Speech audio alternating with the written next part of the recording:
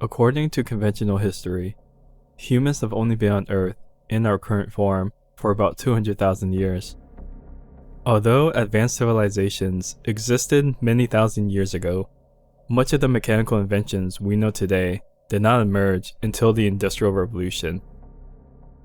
OOPARTs, also known as out-of-place artifacts, refers to prehistoric items discovered in various locations throughout the world that appears to demonstrate a level of technological advancements inconsistent with the times in which they were created. Many scientists try to explain them using natural phenomena. Others say that prehistoric civilizations did possess some sort of advanced technological knowledge that was lost throughout the ages, only to be redeveloped in modern times. So let's take a look at 5 more out-of-place artifacts that seems to be lost in time.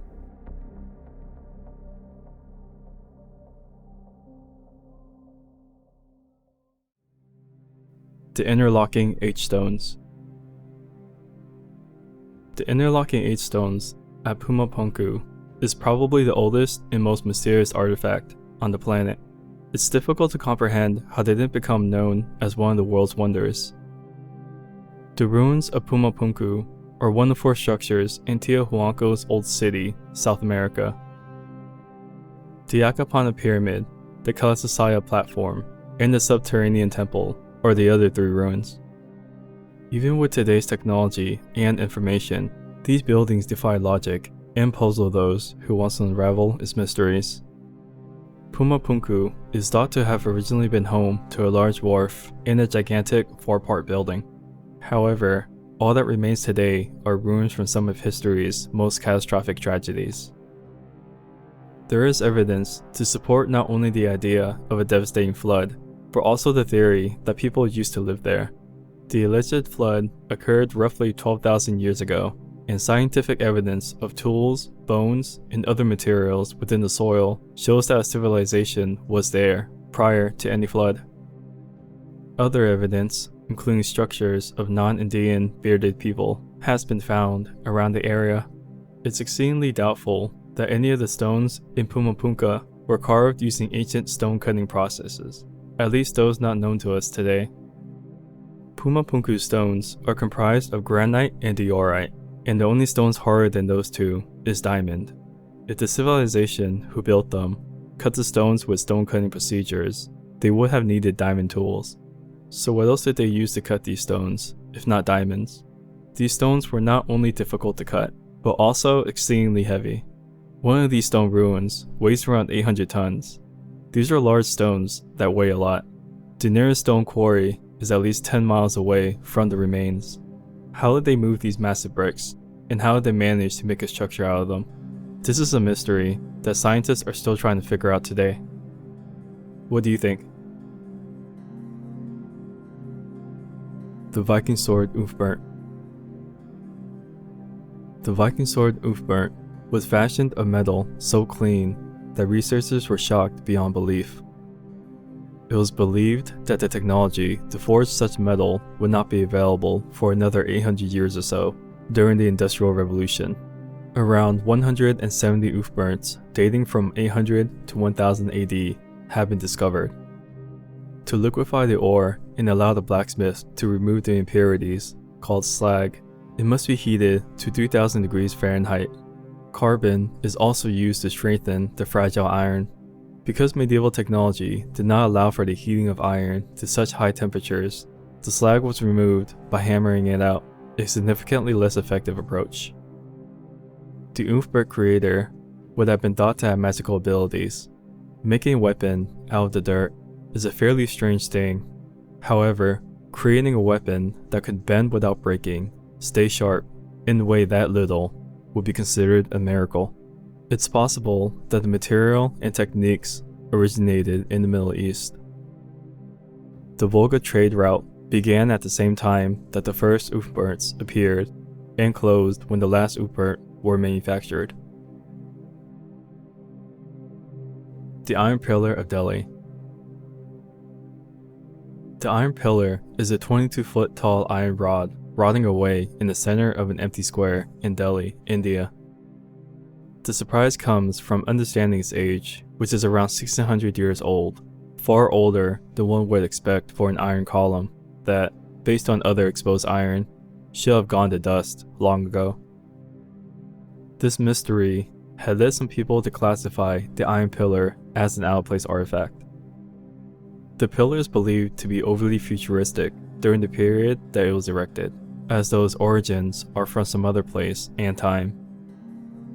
Some believe that the Iron Pillar of Delhi was built for a king, according to a popular translation of the Brahmi script on the pillar.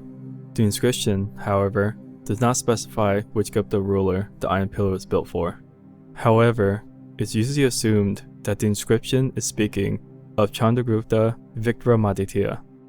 It was also built to honor Vishnu, one of the most significant Hindu gods. Another popular theory is that others believed it was a sundial in its original location before it was moved to Delhi. The column is made of 98% pure wrought iron and is a monument to the great degree of skill attained by ancient Indian ironsmiths. It would have had to be made in a coal-fire furnace to generate a hot enough temperature for forge welding, which involves hammering 2 or more pieces of metal together. If the Indians had this kind of skill, why have we not found other iron artifacts with the same degree of purity from that time? The Antikythera Mechanism.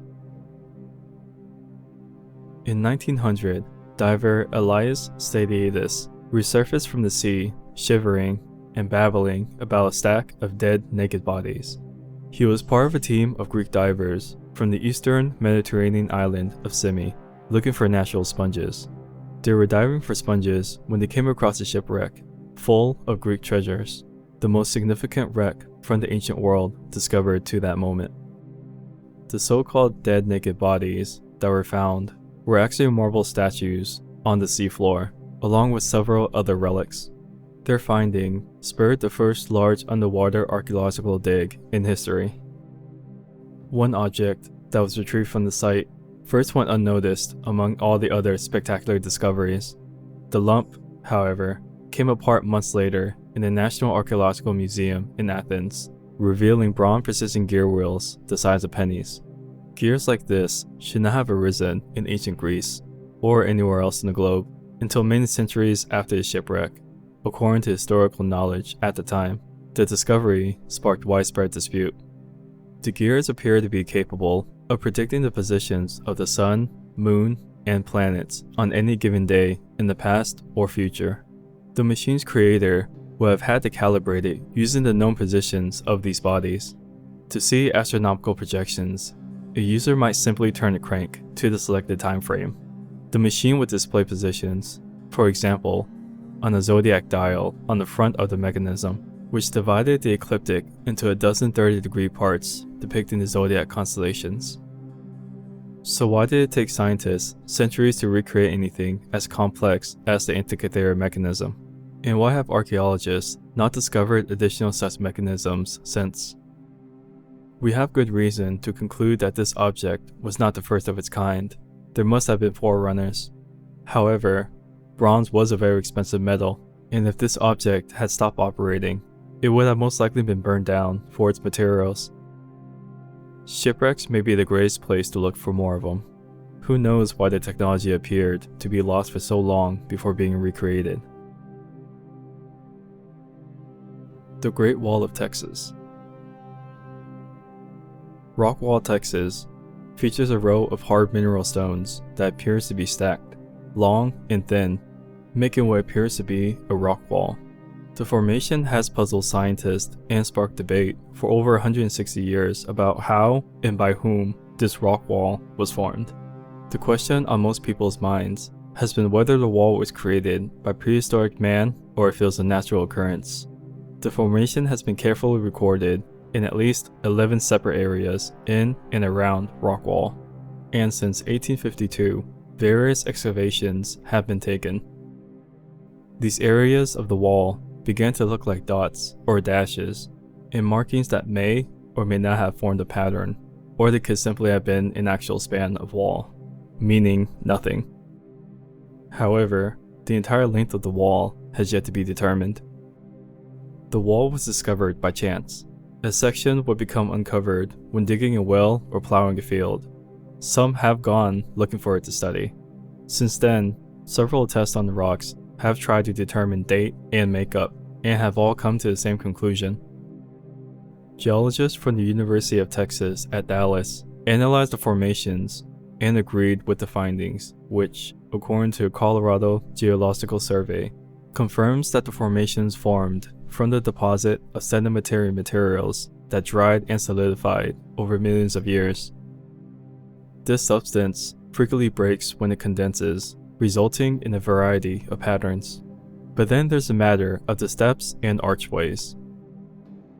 Old newspaper articles and local sources describe the passageway, and old images appear to reveal the shape of a drawing or writing on one of the rocks.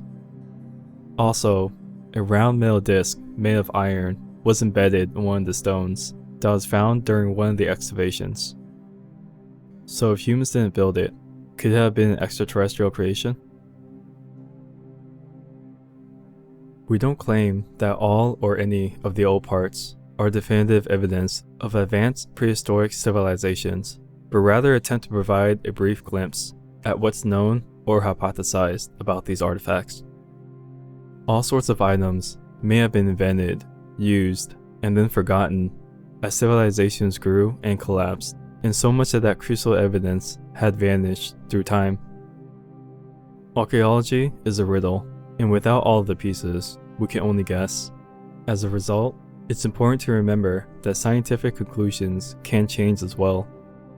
Few conclusions are truly fixed in stone, and we never know what fresh evidence will emerge that will alter our perceptions. Thanks for watching our Late Night Top 5 channel. We're a new channel and would love to have your support by subscribing, liking, or simply dropping a comment down below. To watch more interesting late night videos, click the links to continue watching more.